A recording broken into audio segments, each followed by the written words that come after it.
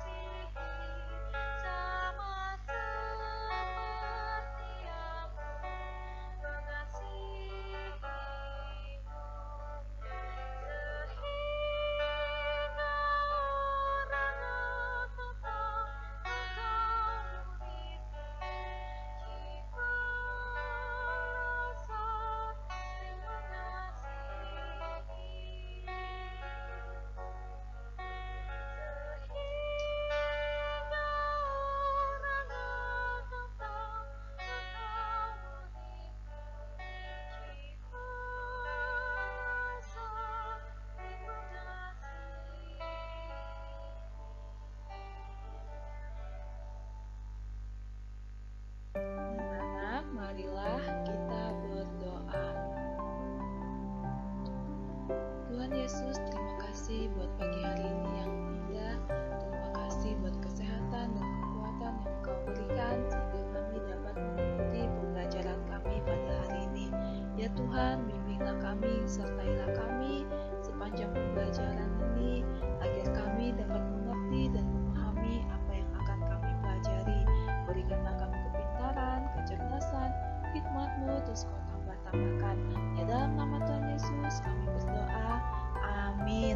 Nah, anak-anak, hari ini kita akan melanjutkan pembelajaran kita, yaitu pelajaran 9 dengan tema Aku Bisa Mengasihi Orang Lain. Bahan Alkitab kita Matius 22 ayat 34 sampai yang ke-40 dan Yohanes 13 ayat 34 sampai yang ke-35. Nah, anak-anak, pada pelajaran sebelumnya kita sudah belajar bahwa kita tidak dapat hidup sendiri, bukan? Kita membutuhkan orang lain dan Allah telah memberikan banyak orang untuk menolong kita. Pada pelajaran kali ini kita akan belajar bersyukur untuk semua pertolongan itu dengan cara mengasihi semua orang yang ada di sekitar kita. Nah, anak-anak, dalam Matius 22 ayat 34 sampai yang ke-40, perikop ini menceritakan tentang percakapan antara para ahli Taurat dan orang Farisi dengan Tuhan Yesus. Salah seorang ahli Taurat bertanya kepada Yesus, "Guru, hukum manakah yang terutama di dalam hukum Taurat?" Cukup aneh bahwa pertanyaan ini datang dari seorang ahli Taurat. Seorang ahli Taurat dalam bahasa Yunani adalah nomikos, adalah seorang yang menafsirkan dan mengajarkan hukum Taurat Musa. Hal ini berarti seharusnya ia sudah mengetahui jawaban Yesus. Tujuan dari pertanyaan ini adalah untuk mencobai Yesus. Nah, anak-anak, mereka ingin mengetahui pendapat Yesus tentang masalah tersebut. Beberapa pandangan umum saat itu menyetujui bahwa hal mengasihi Allah dan sesama adalah hal yang paling penting dalam hukum Allah, sehingga mereka ingin menguji Apakah Tuhan Yesus akan memilih salah satu dari sekian banyak hukum yang ada sebagai hukum yang terutama? Nah, anak-anak, hal ini dapat melecehkan keberadaan Tuhan Yesus jika pendapatnya tidak sesuai dengan pendapat umum soal itu. Namun, dalam hal ini, Tuhan Yesus menyetujui pandangan umum tadi, yaitu bahwa mengasihi Allah dan sesama adalah hukum yang terutama. Nah, anak-anak, hukum yang pertama dan terutama yaitu kasihilah Tuhan Allahmu dengan segenap hatimu dan dengan segenap jiwamu dan dengan segenap akal budimu, menyiratkan bahwa Allah yang kebaikannya tidak terbatas harus menjadi yang pertama-tama untuk dikasihi. Tidak boleh ada yang dikasihi selain Dia, dan apa yang dikasihi karena Dia. Nah, anak-anak, kasih adalah hal pertama dan terutama yang dituntut Allah dari kita. Kasih kita kepada Allah haruslah kasih yang tulus, bukan hanya kata-kata di lidah seperti mereka yang berkata mengasihi Dia, tetapi hati mereka tidak bersama Dia. Nah, anak-anak, kasih itu haruslah kasih yang kuat, kasih yang mengasihi Dia pada tingkat yang paling dalam. Sebagaimana kita harus memuji Dia, begitu juga kita harus mengasihi Dia dengan segenap batin kita.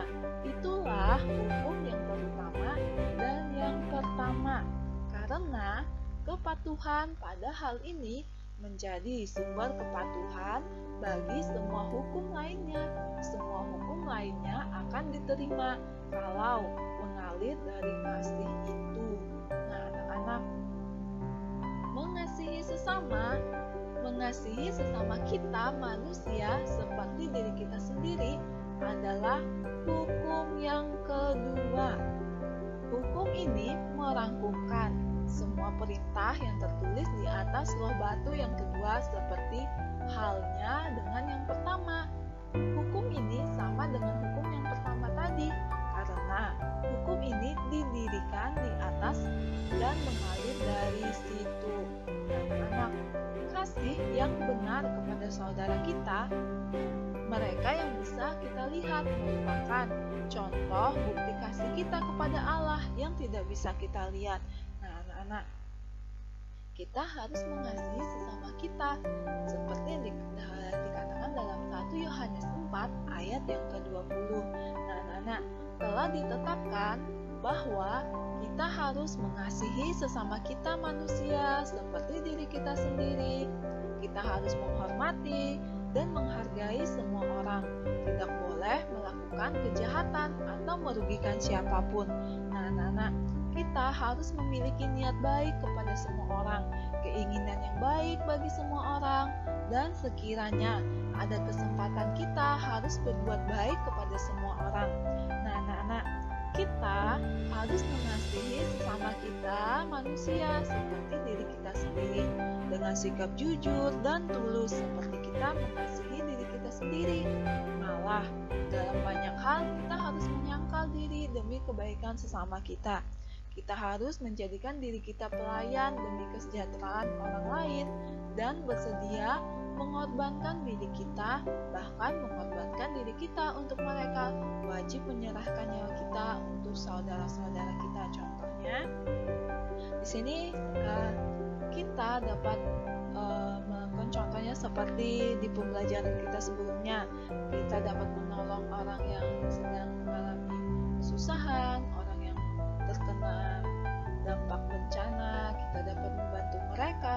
Nah, anak-anak, pada kedua hukum inilah tergantung seluruh hukum Taurat dan kitab para nabi. Yang pertama, kita harus mengasihi Tuhan Allah kita. Yang kedua, kita harus mengasihi sesama kita manusia seperti kita mengasihi diri kita sendiri. Nah, anak-anak, artinya kedua hukum ini merupakan intisari dan isi dari semua perintah yang berkaitan dengan pengalaman iman secara praktis, seperti yang ditulis di dalam hati manusia secara alami, dihidupkan kembali oleh Musa, dan didukung serta diperkuat oleh pemberitaan dan tulisan para nabi. Semua tinggal pelajaran kita hari ini, marilah kita berdoa. Anak-anak, ikutin doa ibu ya. Tuhan Yesus, terima kasih karena Engkau telah mengasihiku dengan kasih-Mu yang tulus.